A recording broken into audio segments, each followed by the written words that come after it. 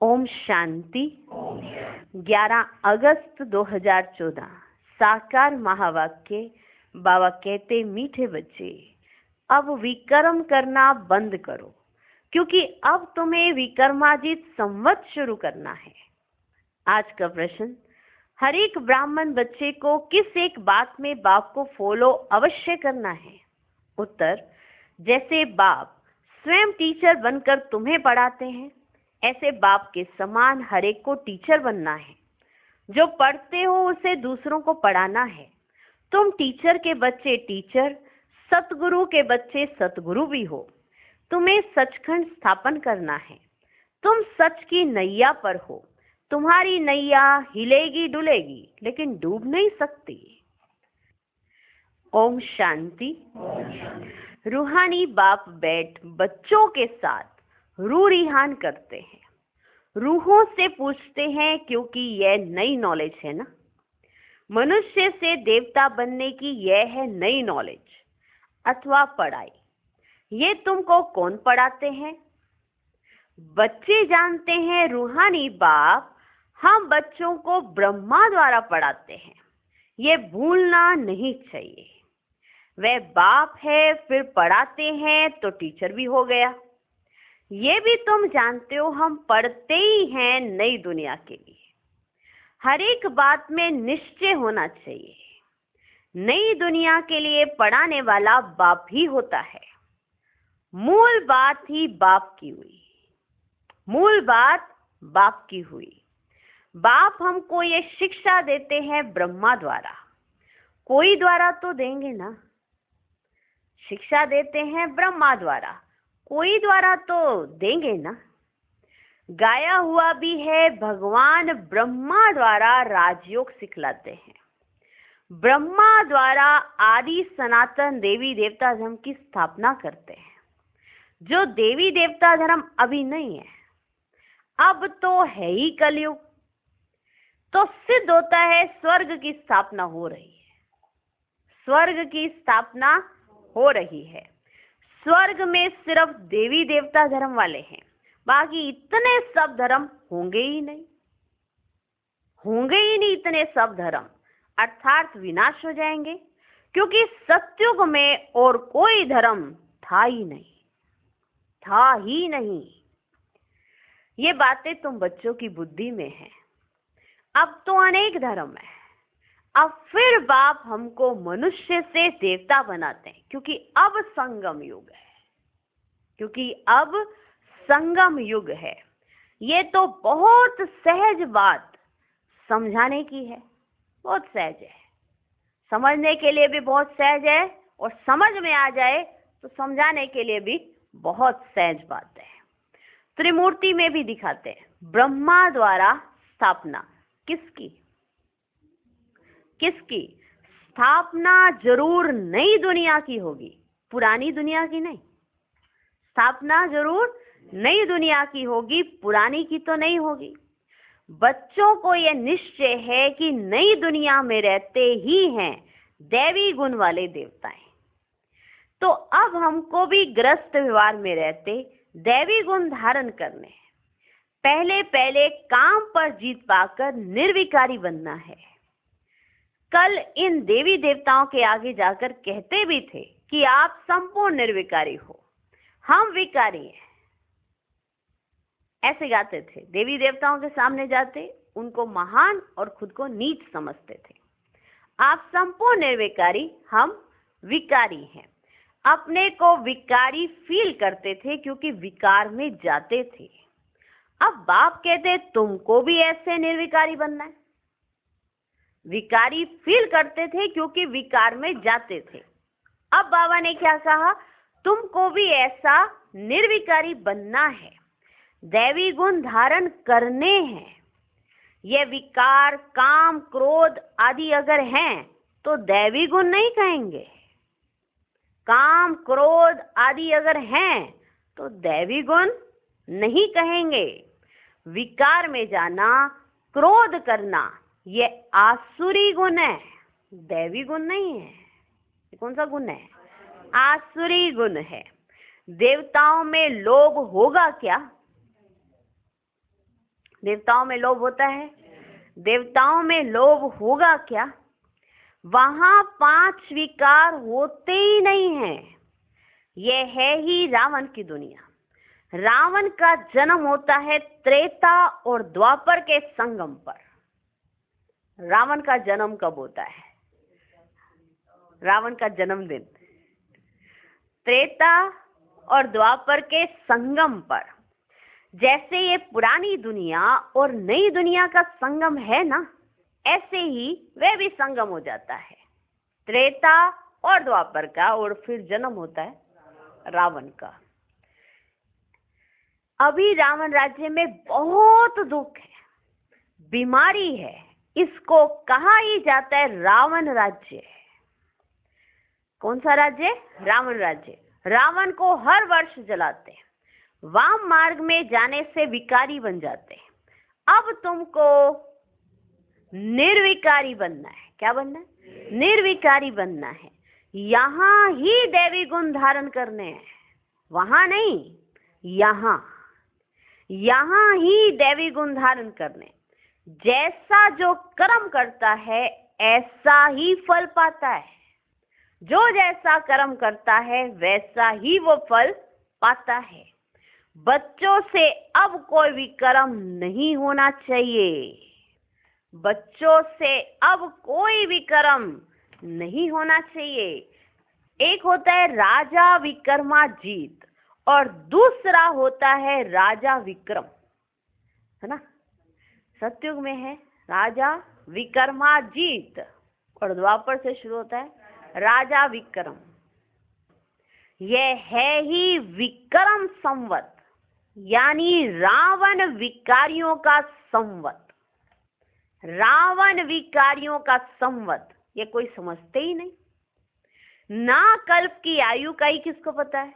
वास्तव में विक्रमाजीत होते हैं देवताएं। 5000 वर्ष में 2500 वर्ष हुए राजा विक्रम के, और 2500 वर्ष राजा विक्रमाजीत के। समझ गए? राजा विक्रम के 2500 वर्ष, राजा विक्रमाजीत के 2500 वर्ष। आधा है विक्रम का। वे लोग कहते हैं परंतु कुछ भी पता नहीं है। संवत संवत कहते हैं ना, पर संवत का ही पता ही नहीं है।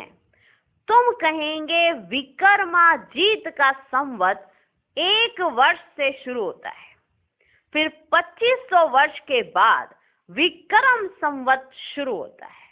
तुम ये कहेंगे। अभी विक्रम संवत पूरा होगा, फिर तुम विक्रमाजीत महाराजा महारानी बन रहे हो। जब बन जाएंगे तो विक्रमाजीत संवत शुरू हो जाएगा। अभी है विक्रम संवत। कौन सा संवत? विक्रम संवत। फिर हो जाएगा विक्रमाजीत संवत शुरू हो जाएगा। ये सब तुम ही जानते हो। तुमको कहते हैं ब्रह्मा को क्यों बिठाया है? इनको ही क्यों? अरे तुम्हारी इनसे क्यों आकर पड़ी है? तुम्हारी इनसे क्यों आकर पड़ी है? हमको पढ़ाने वाला कोई ये थोड़े ही है जो तुम्हारी बुद्धि बस इनको देख के वहीं अटक के रह जाती है। तो बाबा देखो कैसे समझाते। तुम्हारी इनसे क्यों आकर पड़ी है कि इन्हीं तक तुम अटक कर रह गए हो। आगे भी तो सुनो तो तुम्हें स्पष्ट समझ आ जाए कि ये हैं कौन। हमको पढ़ाने वाला कोई ये थोड़ी है। हम तो शिव बाबा से पढ़ते हैं, ये भी उनसे पढ़ता है। पढ़ाने वाला तो ज्ञान का सागर है, वह है विचित्र। उनको चित्र अर्थात शरीर होता ही नहीं है। उनको कहा ही जाता है निराकार। वहां सब निराकारी आत्माएं रहती हैं, फिर यहाँ आकर साकारी बनती हैं। परम पिता परमात्मा को सब याद करते हैं। ऐसा नहीं कोई याद नहीं करता, सब याद करते हैं। वह है आत्माओं का पिता। लौकिक बाप को परम अक्षर नहीं कहेंगे। ये समझ की बात है ना, ये सब समझ की बात है ना। स्कूल के स्टूडेंट पढ़ाई पर अटेंशन देते हैं। जब कोई मर्तबा पा लेते, माना जिस पोस्ट के लिए वो पढ़ रहे हैं वो पा ली, फिर क्या होगा? हाँ, जब कोई मर्तबा पा लेते, बैरिस्टर आदि बन जाते, तो फिर पढ़ाई बंद। जिस पढ़ाई के लिए वो मर्तबा पाने के लिए वो पढ़ाई कर रहे थे, वो जब मर्तबा पा लेते हैं फिर पढ़ाई बंद। ऐसे थोड़ी बैरिस्टर बनकर फिर पढ़ेगा कि बैरिस्टर बन गया अब लाओ किताबें, अब मैं पढ़ सकता हूँ। ऐसा नहीं, ऐसे थोड़ी बैरिस्टर बनकर फिर पढ़ेगा, नहीं, पढ़ाई पूरी हो जाती है। अब हमें क्या बनना है? देवता। तो पढ़ाई कब करेंगे? अभी ना, जब देवी देवता बन जाएंगे तब थोड़ा पढ़ेंगे। आओ बाबा अब पढ़ाओ, अब सारे कुछ सेटिंग है, पूरी प्रकृति भी हमारे अकॉर्डिंग चल रही है, सब कुछ सेट है, अब आप कराओ, अब योग कराओ। वहां तो जरूरत ही नहीं, योग के आधार पर पोस्ट मिल गई है, जितना करना था कर लिया। मेहनत तो अब है, पढ़ाई करते हैं तो मेहनत है, जब पोस्ट मिल गई तो काहे की मेहनत, फिर तो सहज चलता ही जाएगा ना। उसके हिसाब से गवर्नमेंट पैसा बेचती रहती है, जब पोस्ट हो गई ना तो मिल गई बस। तो जब बैरिस्टर बन गए फिर थोड़ा ही पढ़ेगा, नहीं, पढ़ाई पूरी हो जाती है। तुम भी देवता बन गए फिर तुमको पढ़ाई की दरकार ही नहीं रहती है, दरकार ही नहीं रहती है। सोचो, यही एक जन्म है पढ़ने का, उसमें भी हमारी बुद्धि कहीं कहाँ, कभी कहाँ, कभी कहाँ, और हासिल कुछ नहीं होने वाला है। बुद्धि को जहां जहां भटका रहे हैं, आज शरीर छूट जाए, मान लो एक्सीडेंट ही हो जाए या कुछ भी हो जाए, क्या प्राप्ति हुई? जितना पढ़ पढ़ के या जो भी कर करके हम कर रहे हैं, ये तो फिर से शुरू करना पड़ेगा, फिर से शुरू करना पड़े। पर बाप का बनकर अगर पढ़ाई अच्छे से करते हैं तो जन्म भी अच्छे घर में होगा, जहाँ जाते ही सब कुछ शुरुआत हो जाएगी। लेकिन अगर कुछ जमा ही नहीं किया होगा तो फिर क्या होगा? समझ आ रहे? तो पढ़ाई करने का समय कौन सा है? अभी है। 2500 वर्ष देवताओं का राज्य चलता है। ये बातें तुम बच्चे ही जानते हो, तुमको फिर औरों को समझाना पड़े, यह भी ख्याल रखना चाहिए। पढ़ाते नहीं तो टीचर कैसे ठहरे? पढ़ा ही नहीं रहे हो तो टीचर काहे के? कैसे ठहरे? तुम सब टीचर्स हो, टीचर की औलाद हो ना, तो तुमको भी टीचर ही बनना है। हाँ, सुन रहे हो? टीचर की औलाद हो तो तुमको टीचर ही बनना है। जैसे पेरेंट्स टीचर होते हैं तो कहते क्या बनोगे? ना ना, मुझे नहीं टीचर बनना, मैं तो कुछ और बनूंगा। लेकिन जनरली यही होता है कि दोनों टीचर होते हैं तो बच्चा भी टीचर ही बनता है। तो बाबा कहते हैं तुम टीचर की औलाद हो तो किसकी औलाद हो? किसकी? तुम सब टीचर्स हो, टीचर की औलाद हो ना, तो तुमको भी टीचर ही बनना है। तो कितने टीचर्स चाहिए पढ़ाने के लिए? जैसे बाप टीचर सतगुरु है, वैसे तुम भी टीचर हो। सतगुरु के बच्चे सतगुरु भी हो। कितना ऊंचा सम्मान भगवान दे रहे हैं। वह कोई सतगुरु नहीं है, वह गुरु के बच्चे गुरु। सत्य माना सच, सत्य माना सच। सचखंड भी भारत को ही कहा जाता है, यह झूठ खंड है। सचखंड बाबा ही स्थापन करते हैं, वह है सच्चा साईं बाबा। सचखंड स्थापन करते हैं कौन? बाबा। वह है सच्चा साईं बाबा। जब रियल बाप आते हैं ना तो झूठे भी बहुत निकल पड़ते हैं। जब बाप रियल आते हैं ना तो झूठे भी बहुत निकल पड़ते हैं। गायन भी है ना, नैया डोलेगी, तूफान आएंगे, परंतु डूबेगी नहीं। बच्चों को समझाया जाता है माया के तूफान बहुत आएंगे, उनसे डरना नहीं है। सन्यासी लोग तुमको ऐसे कभी नहीं कहेंगे कि माया के तूफान आएंगे, वो कभी ये नहीं बोलते। उनको पता ही नहीं है नैया को पार कहाँ ले जाएंगे। जब उनको पता ही नहीं कि नैया जा कहाँ रही है, हाँ, चल भी रही है कि नहीं चल रही है, कोने में ही खड़ी है, तो उनको क्या पता कि तूफान कहाँ आएंगे।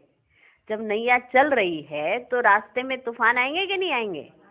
अब वहीं खड़ी है तो वहां कहाँ तूफान आएंगे, समझ में आई। अब वहां से लंगर उठाया ही नहीं, नैया चली ही नहीं। सुबह उठ के देखा, हाँ हम तो वहीं के वहीं हैं, वहीं के वहीं। क्यों? क्योंकि लंगर उठाया ही नहीं, नैया चली ही नहीं। अपने दिमाग से वही नैया में सो गए, सोचा चल रही है चल रही है चल रही है, वहीं सोए रहे। तो बाबा कहते सन्यासी ऐसे कभी नहीं कहेंगे कि तूफान आएंगे। ये बाप ही बताते हैं कि अब आपकी नैया चलेगी तो रास्ते में कुछ ना कुछ तो होगा, कहीं उतार होगा, कहीं चढ़ाव होगा, कुछ तो होगा। वो सब होते होते तुम्हारी नैया डूबेगी नहीं, डरो मत। तुम बच्चे जानते हो भक्ति से सदगति नहीं होती है, नीचे ही उतरते जाते हैं। भल कहते हैं भगवान आकर भक्तों को भक्ति का फल देते हैं, भक्ति तो जरूर करनी चाहिए। अच्छा, भक्ति का फल भगवान क्या आकर देंगे? वो कहते हैं कि भक्ति जरूर करनी चाहिए, जरूर, क्योंकि भक्ति का फल भगवान आएंगे देंगे। अच्छा, क्या फल देंगे आकर? जरूर सदगति देंगे कहते हैं, परंतु कब और कैसे देंगे ये पता नहीं है। सदगति देंगे जरूर, कब नहीं पता, कैसे नहीं पता। ये पता क्या है? कुछ नहीं पता। हाँ, आएंगे जरूर, जब आ भी जाए तो पहचान ही नहीं, क्योंकि आएंगे आएंगे आएंगे, कब आएंगे आएंगे कुछ भी पता नहीं। तुम कोई से पूछो तो कह देंगे ये तो अनादि चलती आ रही है, सारे ही बोलते आ रहे हैं आएंगे आएंगे आएंगे। भक्ति करे जाओ करे जाओ, आएंगे कैसे? पहचानोगे कैसे कि तुम्हें भक्ति का फल मिलने जा रहा है? परंपरा से चली आ रही है ना, तो ऐसा समझ लेते हैं। रावण को कब से जलाना शुरू किया है? पूछो उनसे, कब से जलाना शुरू? ये प्रश्न इसलिए पूछे जाते हैं कि उनका चिंतन चले और वो पूछें कि आपको ये किसने बताया है, हमें भी बताओ, हमें भी पूरा सुनाओ। और पूरा खुद समझे नहीं होते तो पूछेंगे भी कैसे? रावण को कब से जलाना शुरू किया है? तो क्या कहेंगे? परंपरा से, परंपरा से कहेंगे, परंपरा से चला है। तुम समझाते हो तो कहते हैं इन्हों का ज्ञान तो कोई नया ही ज्ञान है, तुम समझाते हो कि ऐसा हो रहा है। जिन्होंने कल्प पहले समझा है वे झट समझ जाते हैं। ब्रह्मा की तो बात ही छोड़ दो, शिव बाबा का जन्म तो है ना, जिसको शिवरात्रि भी कहते हैं। बाप समझाते मेरा जन्म दिव्य और अलौकिक है, प्राकृतिक मनुष्य सदृश्य जन्म नहीं मिलता है, क्योंकि वे सब गर्भ से जन्म लेते हैं, शरीरधारी बनते हैं। मैं तो गर्भ में प्रवेश ही नहीं करता हूँ। यह नॉलेज सिवाय परम पिता परमात्मा ज्ञान सागर के और कोई दे ना सके। ज्ञान सागर कोई मनुष्य को नहीं कहा जाता है, ये उपमा है ही निराकार की। निराकार बाप आत्माओं को पढ़ाते हैं, समझाते हैं।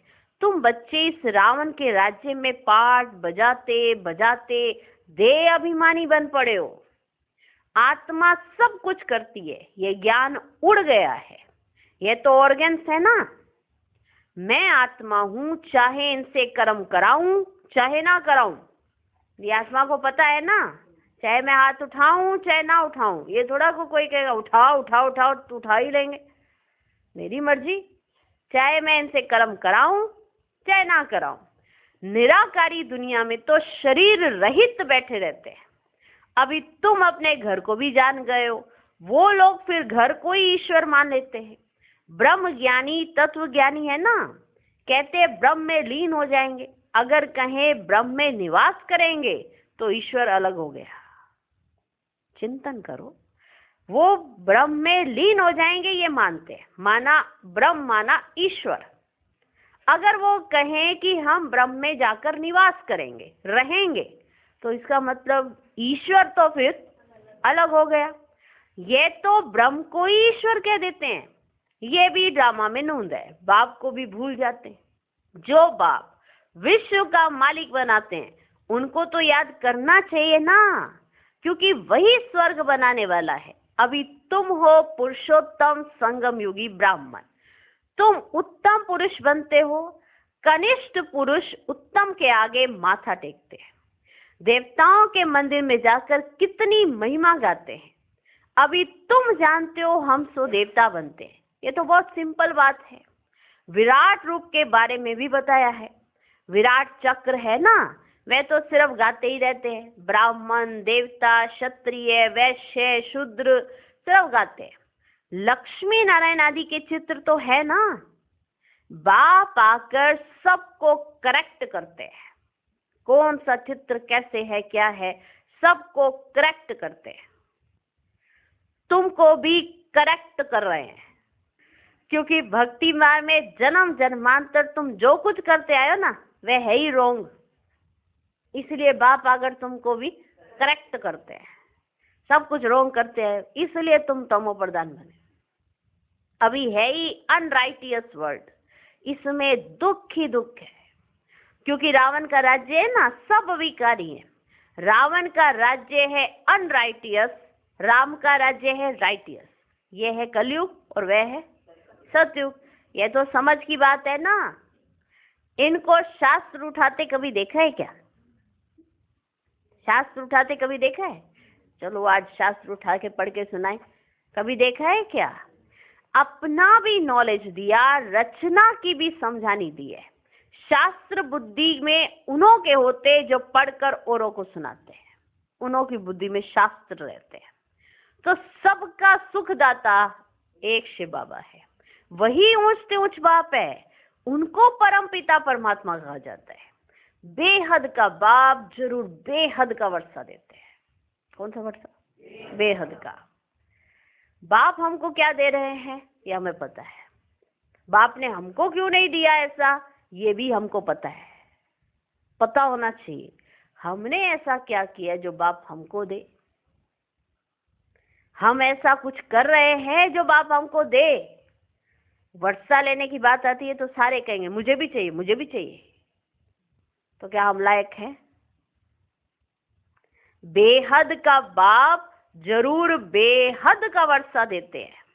5000 वर्ष पहले तुम स्वर्गवासी थे, अब नरकवासी हो। राम कहा ही जाता है यहाँ पर बाप को, त्रेता वाला राम नहीं। राम किसको कहा जा रहा है यहाँ? शिव बाबा को। जब राम शिव बाबा को कहा जाता है तो हम सब आत्माएं क्या बन जाती है? सीताएं। और जेल में है रावण की। राम कहा जाता है बाप को। वह राम नहीं जिसकी सीता चुराई गई, हाँ, जो पूरी कहानी कितनी अच्छी बनाई है। वो राम नहीं जिसकी सीता चुराई गई। वह कोई सदगति दाता थोड़े ही है।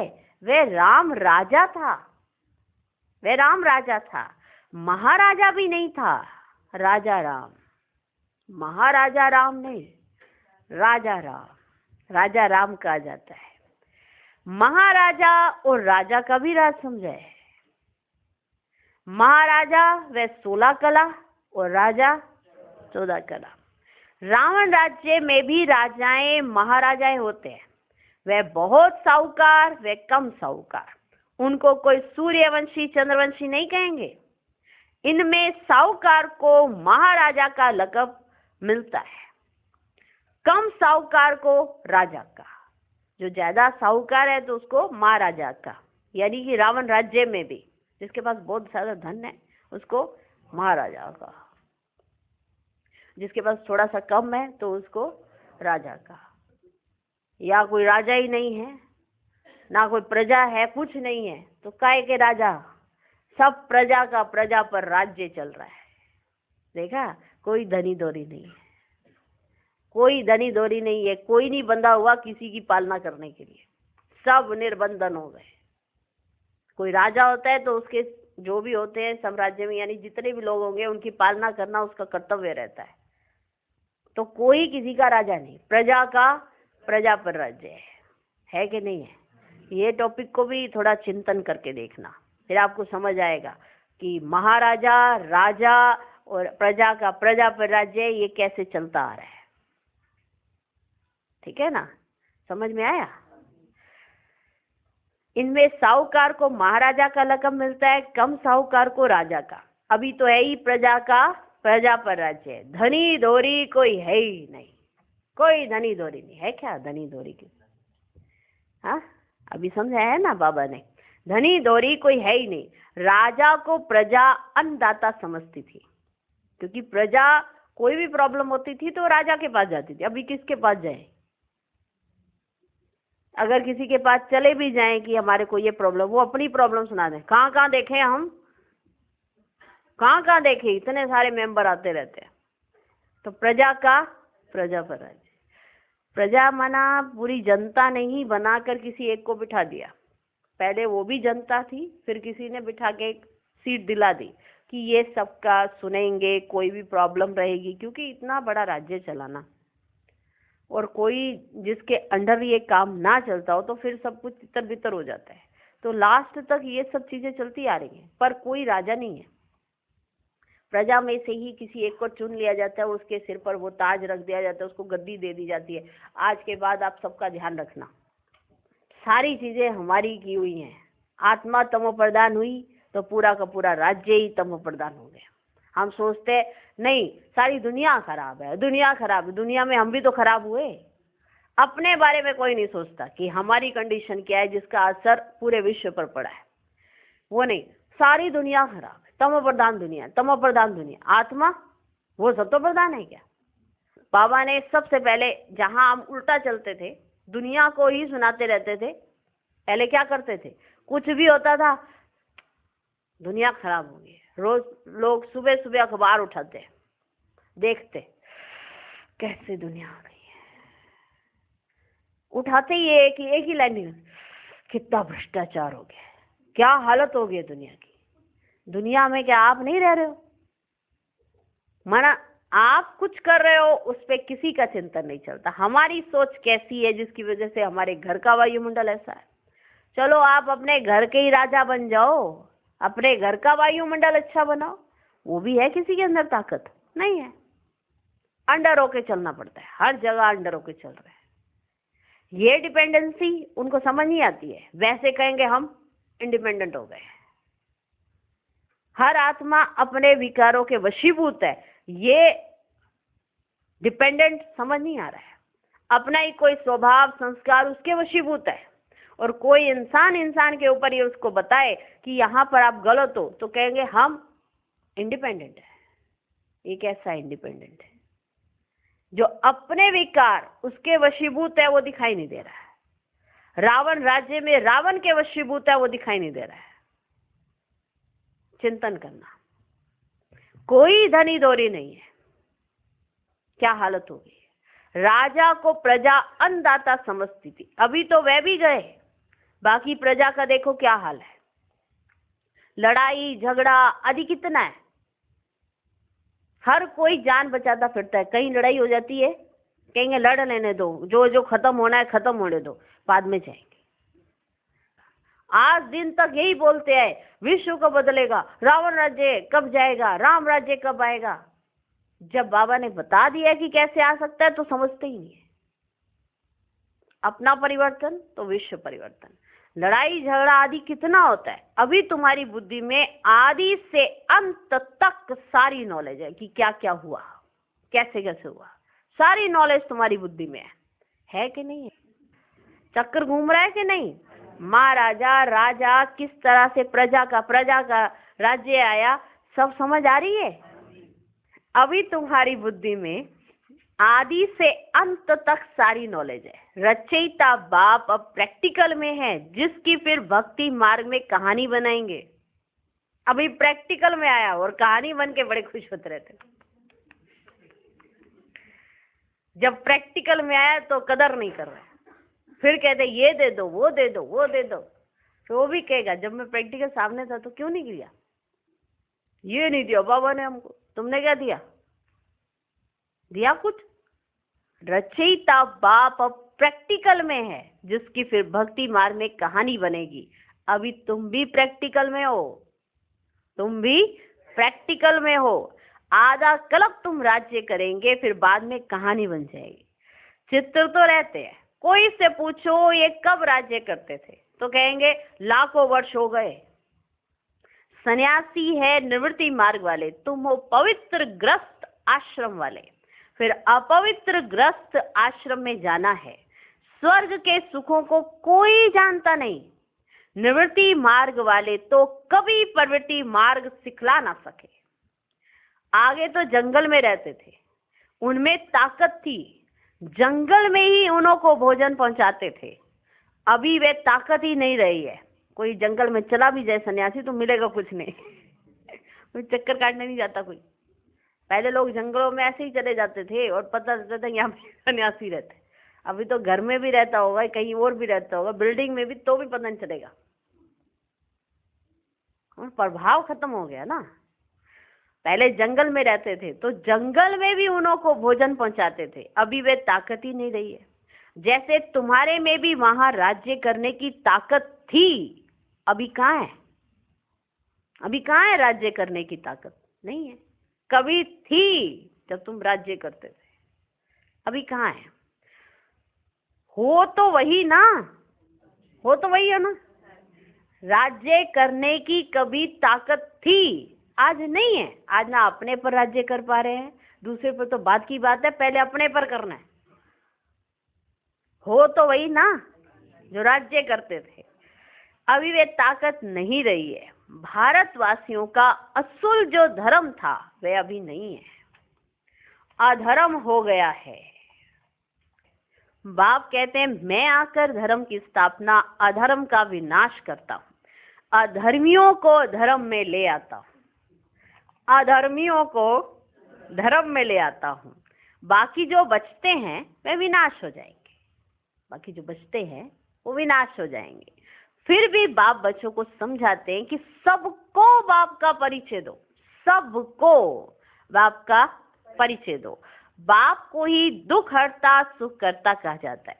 जब बहुत दुखी होते हैं तभी बाप आकर सुखी बनाते हैं। यह भी अनादि बना बनाया खेल है। अच्छा, मीठे मीठे सिकिलधे बच्चों प्रति माता पिता बाप दादा का याद प्यार और गुड मॉर्निंग। रूहानी बाप की रूहानी बच्चों को नमस्ते। हम रूहानी बच्चों की भी रूहानी बाप को नमस्ते नमस्ते नमस्ते। Good morning good morning good morning. धारणा के लिए मुख्य सार। पहला पॉइंट, इस पुरुषोत्तम संगम युग पर उत्तम पुरुष बनने के लिए आत्म अभिमानी बनने का पुरुषार्थ करना है। सत्य बाप मिला है तो कोई भी असत्य अनराइटियस काम नहीं करना है। दूसरा पॉइंट, माया के तूफानों से डरना नहीं है। सदा याद रहे सत्य की नैया हिलेगी डुलेगी लेकिन डूबेगी नहीं। सतगुरु के बच्चे सतगुरु बन सबकी नैया पार लगानी है। आज का वरदान, ईश्वरीय संग में रह उल्टे संग के वार से बचने वाले सदा के सत्संगी भव। कैसा भी खराब संग हो लेकिन आपका श्रेष्ठ संग उसके आगे कई गुना शक्तिशाली है। ईश्वरीय संग के आगे वे संग कुछ भी नहीं है। सब कमजोर है, लेकिन जब खुद कमजोर बनते हो तब उल्टे संग का वार होता है। जो सदा एक बाप के संग में रहते हैं अर्थात सदा के सत्संगी हैं, वे और किसी के संग के रंग में प्रभावित नहीं हो सकते। व्यर्थ बातें, व्यर्थ संग अर्थात कुसंग उन्हें आकर्षित कर नहीं सकता। आज का स्लोगन, बुराई को भी अच्छाई में परिवर्तन करने वाले ही प्रसन्न चित्त रह सकते हैं। ओम शांति।